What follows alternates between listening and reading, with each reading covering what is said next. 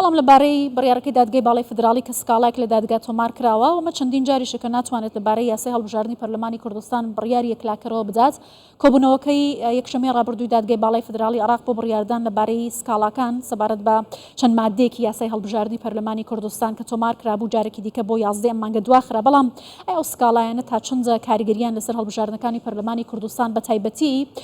پرسی کورسی کۆتاکان دەبێت سکاڵاکە لەلایەن سەرۆکی فراکسیۆنی یەکێتی لە خولی پێنجەمی پەرلەمانی کوردستان و هاوکات ئەنجامێکی ئەنجومەنی پارێزگای سلێمانی تۆمار کرابوو داواکراوە مادەکان هەموار بکرێتەوە کە پێوەستن بە یاسای هەڵبژاردننی پەرلەمانی کوردستان و هەروەها چەند مادەیەکی دیکەی پێوەست بە کورسی کۆتاکان و بازنەکانی هەڵبژاردن بەگشتی من لێرە ئاماژە بە ژمارەی کورسی کۆتاکان لە پەرلەمانی کوردستان دەکەم کەم سکاڵایانە بۆچی تۆمار کراون و چه کاریگەریەکیان دەبێت لە مێژووی پەرلەمانی کوردستان و هەرێمی کوردستاندا چەندە گرنگی بە مافی پێکهاتەکان دراوە پەرلەمانی کوردستان لە ساڵی 2015 بە مادەی 5 لە یاسای خۆیدا پرسی پاراستی مافی پێکاتەکانی خستە بەرنامەی کارەوە لە هەرێمی کوردستان پاراستی مافی پێکاتەکان لە ئەولەوێتی کارەکانی حکوومەتی هەرێمی کوردستان بۆ کە تا ئێستاش کاری پێدەکرێت بۆ پێی کە مافی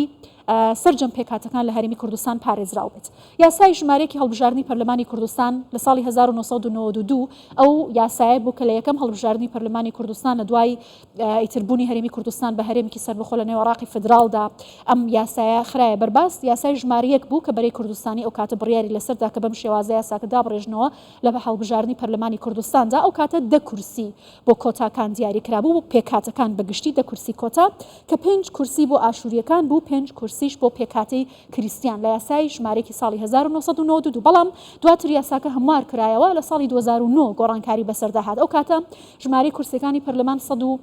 111 کورسی بۆ دیاری کرا لە ساڵی 2009 کە 111 کورسی پەرلەمان بێت و لەو 111 کورسیە 11 کورسی بۆ کۆتاکان بێت واتە کورسی کۆتاکان زیاد کرا لە یاسای پەرلەمانی کوردستان لە ساڵی 2009 بەم شێوازە بوو کە 5 کورسی بۆ پێکاتی کلدان سریان و ئاشوری تەرخان بکرێت هاوکات 5 کورسی بۆ پێکاتی تورکمان دابنرێت و 1 کورسیش بۆ پێکاتی ئەرمەن لە یاسای پەرلەمانی کوردستان لە ساڵی 2009 دابڕێت بەرام ئەم سکاڵایانەی کە سەرۆکی فراکسیۆنی یەکێتی لە یاخولی پێنجەمی پەرلەمان و ئەندامێکی ئەنجومەنی پارێزگا هەر لە یەکێتی لە سلێمانی تۆماریان کردووە لەسەر چەند مادەیەکن مادەی 1 9 15 22 36 مادەیەک ئاماژە بۆ دەکات کە دەڵێت کە لە دادگای فدرالی سکاڵایان تۆمار کردووە کەم 5 مادەیە لە یاسای هەڵبژاردن نایاسایی و نەدەستورین ئەوان دەڵێن کە مادەیەک ئاماژە بۆ دەکات 111 کورسی پەرلەمان هەبێت دەبێت هەڵبۆشێنرێتەوە هەموار بکرێتەوە هاوکات مادەی 9 ئاماژە بە ژمارەی دەنگەکان دەکات و بازنەکانی دەنگدان دەکات لە هەڵبژاردنەکاندا کە بە چه شێوازەکەن ئەو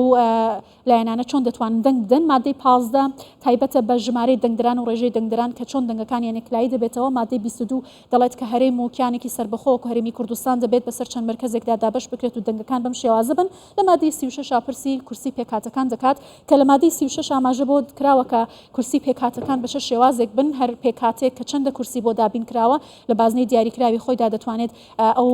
کەسانە بربژێر بن و کاندید بن بۆی کە دەنگی پێویست بۆ پێکاتەکان بەدەست بهێنرێت بەڵام دیارە سکاڵا لەسەر مادانە تۆمار کراوە تا ئێستا دادگای نێتوانیوە ئەم پرسەیەک لای بکاتەوە بەڵام بۆچی دادگای باڵای فدراڵی ئەم پرسەیەک لای ناکاتەوە هەم سەبارەت بە بازنەی هەڵبژاردن و کورسی کۆتاکان لەوەی کە ئایا کورسی کۆتاکان بەم شێوازە دەمێنێتەوە بەسەر چەند بازنەدا دابەش دەکرێت وەمە چەندە کاریگەری لەسەر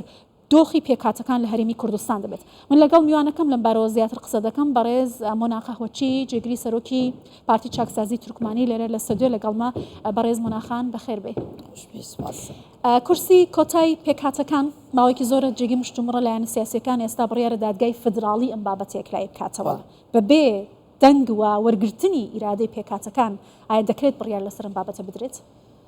سەرەتا ئەو پرسەپرسێکی گرنگە پێوەستە بە چارەنووسی پێکاتی تورکمان بۆیە پێویست و پێشی ئەو بریارە و پێشی پێشکەشکردن ئەو سکاڵایە ڕاوێژ لەگەر پێکاتی تورکمان بکرێ بە تایبەتی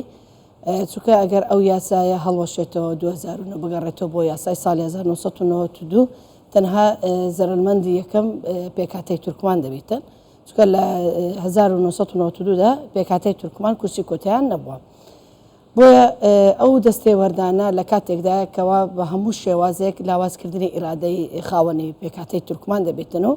و پێکاتی تورکمان هیچ کاتێک هەڕەشە نەبووە لەسەر ئەزمموی هەرێمی کوردستان بە پێچەوانەوە هەمێشە دەورێکی باڵای هەبووە لە سەقامگیری هەرێمی کوردستاندا و ئەوەی گرنگە کە ئەو دادگای بۆ حوزار دوا دەخرێتن و بە هیچ شێوازێک بریار نادرێت لەسەر کەیسەکە ئایا بەڕەتکردن و یاخود بە قبولکردن لە ڕووی یاساییشەوە شرۆڤەیەک پێویستە دادگای فدرال کاری ئەوەیە یان ڕەتکردنی ئەو سکاڵە دەبێتن یاخود قبولکردنی ئەو سکاڵێ واتە ناتوانێتن دەستکاری بکاتن لەسەر دابشکردنی ئەو بازنە وە کۆتاکانیش دابشکە لەسەر کورسی کۆتاکان لەسەر باز دەکات پێتان وایە هۆکاری دوای سیاسیە بەس تەنها ئەوەی دەمێن ڕووکردنەوە چکە لە لای خەڵک وە ئاشنا بوویتەوە کەەوە دادگای فدرالی ئەتوانێتن کورسی کۆتاکانش لەسەر پارێزگەکان دابش بکاتن لە ڕووی یاسایی و دەستوریەوە تەنها ئەتوانێت قبولی کاتن بە بگەڕێتەوە بۆ یاسای کۆنەکە ئەو وەختە کۆتای توان نامێنێ هەرچەندە ئێمە زیان بەخش دەبین بەڵام ئەوە نەریتێکی خراپ دەبێتن هەر یاسایەک لە هەرێمی کوردستان لە پەرلەمانی کوردستان پەسەند بکرێتن بۆ مەرامی سیاسی بچێتە دادگای فدرال لە دادگای فدرال تانەی لەسەر بدرێتن و سەر لە نوێ هەموار بکرێتن ئەوە مزداقیە هەرێمی کوردستان لاوازەکە بەڵام ئەوەی گرنگە کە ئەو سکاڵای بۆچی لەسەر بریار نادرێتن بۆ ئەنجام نەدانی هەڵبژاردننی پەرلەمانی کوردستانە چونکە کۆمسیۆنی باڵای عێراق لە حوت وادەی یاسایی تەواو دەبێتن و ئەگەر بۆ 11 گریمان بریار دراکەوە تەواو دەست پێ دەکرێتن بە ئەنجامدانی هەڵبژاردن هیوە خوازیم بتوانین کۆمسیۆن تا ئەو کاتە بتوانین هەڵبژاردن پێشی حوت ئەنجام بداتن بەڵام ئەو دواخستنە تەنها بۆ لاوازکردنی قوارەی سیاسی هەرێمی کوردستان باشە بۆچی پێکاتەکانکو بیانوویەک بۆ بربەستانان لە بەردەم بەڕێوچوونی هەڵبژاردن بەکار دەهێنرێت ئایا وەکو بەرەی چاکسازی تورکمانی لەگەڵەوە هەڵبژاردن لە کاتی خۆیدا بەڕێوە بچێت ئەگەر بابەتەکە شکلایی نەکرێتەوە دوێنێ یەکەم کۆبنەوەی پارتی دیموکراتی کوردستان یەکێتی نیشتیمانی کوردستان ئومێد بەخش بوو بۆ خەڵکی کوردستان بە تەواوی پاش دابڕانێکی زۆر کە توانیان دیسان کۆبنەوە ئەوە گرنگە کۆبنەوە بۆ گفتوگۆکردن و ڕاوبۆچوونی و ئاڵگۆڕکردنێ بۆیە ئێمە هەرمان شت وەکو پارچاکساز تورکمان بەیان نامان هەبوو بۆ پاڵپشتیکردن ئەمانگاوە بەڵام لە پێناوی ئەنجامدانی هەڵبژاردن نەک بۆ کات کوشتن و بۆ ئەنجام نەدانی هەڵبژاردن چونکە چەند ئێمە کات کوشتن هەبێتنەوە نەتوانین هەڵبژاردن لە کات سات خۆیدا ئەنجام بدرێتن ئەو قوارەیە کە بە خوێنی شەهیدان و بە ئەمفالکراوەکان کە دامەزراوە چەندەها خەڵکی هەرێمی کوردستان لی سوودمەند بوو ئەو دەستکەوتانێکە لە دەستی هەرێمی کوردستانە بە تەواوی حزب لایەنە سیاسی کوردستانەکان بەدەسەڵات و ئۆپۆزیسیۆن سوودمەند بوونە ئێمە لە دەست دەدەین بۆیە ناکرێتن خەڵکی کوردستان خۆیان ببنە بربەستێک بۆ ئەوەی لە دەزانی ئەم دەستکەوتە هیوە خوازیان بتوانین هەڵبژاردن لە کات ساتی خۆیدا ئەنجام درێت بەڵام چیتر پێکاتەکان نەکەنە بیانۆ بۆی پێکاتەکانە بربەست دروست دەکەن بۆ ئەنجام نەدانی هەڵبژاردن ئێمە بۆ هەر ئەگەرێکی نەخوازراو بۆ هەر سیناریۆیەکی خراپ ئێمە لە یەکەم ڕۆژەوە کە ئەو سکاڵای پێشکەش دادای فدرال کراوە ئێمە خۆمان ئامادەکردەوە وەکو پێکاتی تورکمان لە ئەگەرە خراپەکان لە سیناریۆ خراپەکان خۆمان ئامادەکردو بۆ بەژاریکردن باش هەنگاو هەڵوێستان چی دەبێت لە ئەگەری هەر بڕیارێکە لەسەر کورسی پێکاتەکان یا دەستبردن بۆ کورسی پێکاتەکان لە هەموو ئەگەرێک ئەتوانم بڵێم پێکاتی تورکمان نوێنەری دەبێتن لە خوری شەشەمی پەرلەمانی کوردستان چونکە پەرلەمانی کوردستان بێ پێکاتی تورکمان بە هیچ شێوازێک ئێمە قابلی قبول نییە باشە ئەوەی کە باس لە دابشکردنی کورسی پێکاتەکان بەسەر بازنە جیاوازەکان دەکرێت مکانیزمەکانی بەڕێوەچوونی هەڵبژاردن بۆ یەک بازنە یافرە بازنەی پێشووتریش پێکاتەکان بەگشتی بە هەموو پێکاتەکانەوە لە هەرێمی کوردستان لەگەڵ نوێنەری ڕێکخراوەی دەوڵەتەکان قسەیان لەم بارەوە کردووە ئایا ئەگەر ئەم بابەتێک لای نەکرێتەوە جارێکی دیکە ئێوە دەچنە ناو پرۆسەکەوە خۆی وەکو پارتی چاکسازی تورکمان ئێمە تا ئێستا بریاری هەنوکەیمان نەداوە لەسەر ئەو پرسە بەڵام لە هەر ئەگەرێکی نەخوازراو هەموو لایەنە سیاسەکان مجاملەی پێکاتی تورکمان دەکەن و پێکاتی مەسیحی دەکەن بەڵام گرنگە کردار گرنگە هەڵوێستمان هەبێتن زۆربەی لایەنە سیاسی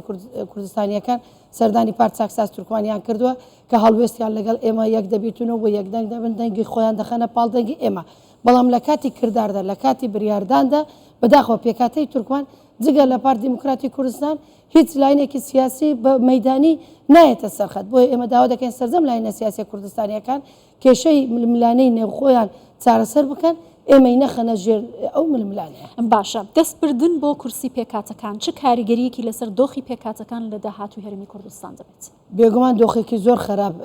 لەسەر کاریگەری لەسەر پێکاتی تورکمان دەبێتن ئەویش دەستی وەردان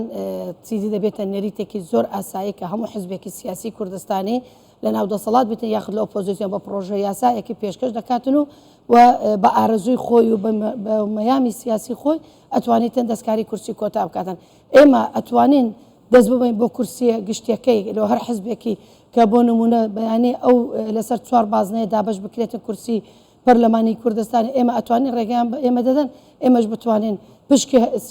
سلەیمانی و پشکی هەولێر و پشکی دووهۆک پێکاتەکان بریار بدە بێگومان نەخێر بۆ ئێمە ڕەوانە بۆچی حزب لای سیاسی کوردستانەکان ڕەوایە کە دەستکاری کورسی کۆتاکان بکەن لە کاتێکدا ئێمە خۆمان داوامان نەکردو کورسی کۆتا دابش بکرێتن و ئێمە نکۆلی ناکەین کە تورکمان نییە لەو ناوچەی سلەیمانی یاخود لە کفری بەڵام لەو ڕێژەیەدا نییە بتوانیتن دەنگدەری هەبیتن هاوڵاتی پێکاتی تورکمان هەیە بەڵام هاوڵاتی دەنگدەر نییە ئێمە کێشەمان لە دەنگدەرەکە هەیە کێشامان لە دانیشتوانی پێکاتی تورکمانە لە زۆربەی دانیشتوانی پێکاتی تورکمان لە هەرێمی کوردستان ١٩٠ زیاتر لە هەولێرە. بەڵێ موناخان دەستبردن بە کورسی پێکاتەکان و بە سیاسیکردنی پرسی پێکاتەکان لە هەرێمی کوردستان و بەم شێوازە بەربەست دروستکردن لە بەردەم بەڕێوەچوونی هەڵبژاردن لە بەرژەوەندی چ لایەنێکدایە؟ لە بەرژەوەندی ئەگەر هەر کەسێکی دڵسۆزی خەمخۆری خەڵکی کوردستانە ڕێز و نەوازش بۆ پێشمەرگە قارەمانەکان و بۆ سەربەرزی شەهیدەکان هەبیتن و بە تەواوەتی نەکتەنها دروشم هەبیتن دەبێ هەموو لایەنەکان خۆیان ئامادە بکەن بە زووترین کات هەڵبژاردننی پەرلەمانی کوردستان بکرێتن چکە ئەم دواخستنە لە بەرژەوەندی هیچ لایەنێکی سیاسی کوردستانە ئێمە لە گەشتێک داینە ئەگەر هاتوو لایەنێکی دیاری کراو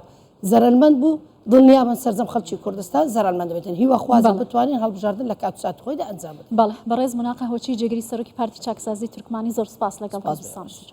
سپاس.